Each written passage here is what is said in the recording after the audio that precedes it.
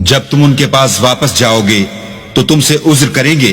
تم کہنا کہ عذر مت کرو، ہم ہرگز تمہاری بات نہیں مانیں گے، اللہ نے ہم کو تمہارے سب حالات بتا دیے ہیں، اور ابھی اللہ اور اس کا رسول تمہارے عملوں کو اور دیکھیں گے، پھر تم غائب و حاضر کے جاننے والے خدائے واحد کی طرف لوٹائے جاؤ گے، اور جو عمل تم کرتے رہے ہو وہ سب تمہیں بتائے گا۔ جب تم ان کے پاس لوٹ کر جاؤ گے تو تمہارے روبرو اللہ کی قسمیں کھائیں گے تاکہ تم ان سے درگزر کرو، سو ان کی طرف التفات نہ کرنا، یہ ناپاک ہیں، اور جو کام یہ کرتے رہے ہیں ان کے بدلے ان کا ٹھکانہ دوزخ ہے۔ یہ تمہارے آگے قسمیں کھائیں گے تاکہ تم ان سے خوش ہو جاؤ، لیکن اگر تم ان سے خوش ہو جاؤ گے تو خدا تو نافرمان لوگوں سے خوش نہیں ہوتا۔ دیہاتی لوگ سخت کافر اور سخت منافق ہیں، اور اس قابل ہیں کہ جو احکام شریعت اللہ نے اپنے رسول پر نازل فرمائے ہیں ان سے واقف ہی نہ ہوں، اور اللہ جاننے والا اور حکمت والا ہے۔ اور بعض دیہاتی ایسے ہیں کہ جو کچھ خرچ کرتے ہیں اسے تاوان سمجھتے ہیں، اور تمہارے حق میں مصیبتوں کے منتظر ہیں،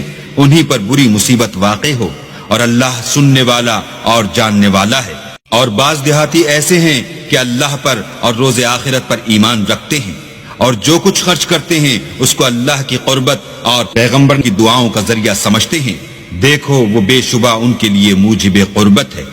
اللہ ان کو عنقریب اپنی رحمت میں داخل کرے گا، بے شک اللہ بخشنے والا مہربان ہے۔ جن لوگوں نے سبقت کی یعنی سب سے پہلے ایمان لائے، مہاجرین میں سے بھی اور انصار میں سے بھی، اور جنہوں نے نیکوکاری کے ساتھ ان کی پیروی کی، اللہ ان سے خوش ہے اور وہ اللہ سے خوش ہیں، اور اس نے ان کے لیے باغات تیار کیے ہیں جن کے نیچے نہریں بہ رہی ہیں، اور ہمیشہ ان میں رہیں گے، یہ بڑی کامیابی ہے۔ اور تمہارے گرد و نواح کے بعض دیہاتی منافق ہیں، اور بعض مدینے والے بھی نفاق پر اڑے ہوئے ہیں، تم انہیں نہیں جانتے، ہم جانتے ہیں، ہم ان کو دوہرا عذاب دیں گے، پھر وہ بڑے عذاب کی طرف لوٹائے جائیں گے۔ اور کچھ اور لوگ ہیں کہ اپنے گناہوں کا صاف اقرار کرتے ہیں، انہوں نے اچھے اور برے عملوں کو ملا جلا دیا تھا، قریب ہے کہ اللہ ان پر مہربانی سے توجہ فرمائے، بے شک اللہ بخشنے والا مہربان ہے۔ ان کے مال میں سے زکوٰۃ قبول کر لو کہ اس سے تم ان کو ظاہر میں بھی پاک اور باطن میں بھی پاکیزہ کرتے ہو، اور ان کے حق میں دعائے خیر کرو کہ تمہاری دعا ان کے لیے موجب تسکین ہے، اور اللہ سننے والا جاننے والا ہے۔ کیا یہ لوگ نہیں جانتے کہ اللہ ہی اپنے بندوں سے توبہ قبول فرماتا اور صدقات و خیرات لیتا ہے، اور بے شک اللہ ہی توبہ قبول کرنے والا مہربان ہے۔ اور ان سے کہہ دو کہ عمل کیے جاؤ، اللہ اور اس کا رسول اور مومن سب تمہارے عملوں کو دیکھ لیں گے، اور تم غائب و حاضر کے جاننے والے خدائے واحد کی طرف لوٹائے جاؤ گے، پھر جو کچھ تم کرتے رہے ہو وہ سب تم کو بتا دے گا۔ اور کچھ اور لوگ ہیں جن کا کام اللہ کے حکم پر موقوف ہے،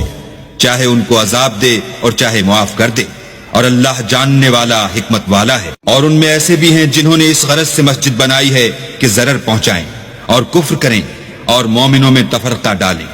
اور جو لوگ اللہ اور اس کے رسول سے پہلے جنگ کر چکے ہیں ان کے لیے گھات کی جگہ بنائیں، اور قسمیں کھائیں گے کہ ہمارا مقصود تو صرف بھلائی تھی، مگر اللہ گواہی دیتا ہے کہ یہ جھوٹے ہیں۔ تم اس مسجد میں کبھی جا کر کھڑے بھی نہ ہونا، البتہ وہ مسجد جس کی بنیاد پہلے دن سے تقوی پر رکھی گئی ہے اس قابل ہے کہ اس میں جایا اور نماز پڑھایا کرو۔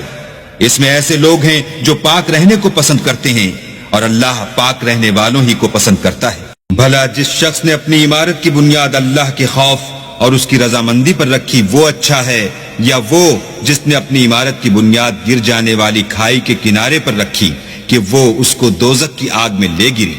اور اللہ ظالم لوگوں کو ہدایت نہیں دیتا۔ یہ عمارت جو انہوں نے بنائی ہے ہمیشہ ان کے دلوں میں موجب خلجان رہے گی اور ان کو متردد رکھے گی،